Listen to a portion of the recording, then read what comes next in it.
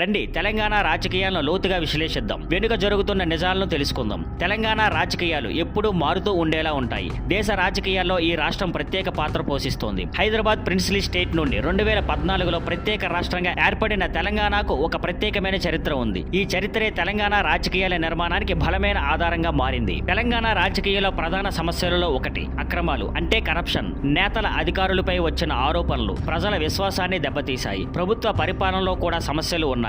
Public సర్వీసులు, infrastructures అభివృద్ధి మీద చింతలు ఉన్నాయి. అంతేకాక ప్రజల్లో రాజకీయాలపై ఆసక్తి తగ్గిపోవడం పెద్ద సమస్యగా మారింది. చాలా మంది పార్టీల హామీలపై విసుగు చెందుతున్నారు. దీనివల్ల ఓటింగ్ శాతం తగ్గిపోతుంది. ఇది రాజకీయ పరిస్థితిని మరింత సంక్లిష్టం చేస్తుంది. తెలంగాణలో ప్రధాన రాజకీయ పార్టీలు: Telangana Rashtra Samithi TRS, Indian National Congress INC, Bharatiya Janata Party BJP. ప్రతి పార్టీకి తనదైన ఆలోచన, అభిప్రాయం ఉంటుంది. టిఆర్ఎస్ పార్టీ కె చంద్రశేఖరరావు స్థాపించారు. తెలంగాణ కోసం పోరాడుతూ ప్రత్యేక రాష్ట్రాన్ని సాధించి అభివృద్ధి లక్ష్యంగా పనిచేస్తున్నారు. కాంగ్రెస్, బీజేపీ లాంటి నేషనల్ పార్టీలు కూడా రాష్ట్ర రాజకీయాలపై తమ ప్రభావం చూపుతున్నాయి. వీరి విధానాలు, చర్యలు రాష్ట్ర ప్రజల జీవితాలపై నేరుగా ప్రభావం చూపుతున్నాయి. 2018 అసెంబ్లీ ఎన్నికలు తెలంగాణ రాజకీయాల్లో పెద్ద మలుపు. ఆ ఎన్నికల్లో టీఆర్ఎస్ ఘన విజయం సాధించింది. కానీ బీజేపీ ప్రభావం కూడా పెరిగింది. కాంగ్రెస్ పార్టీకి అది పెద్ద ఎదురుదెబ్బ.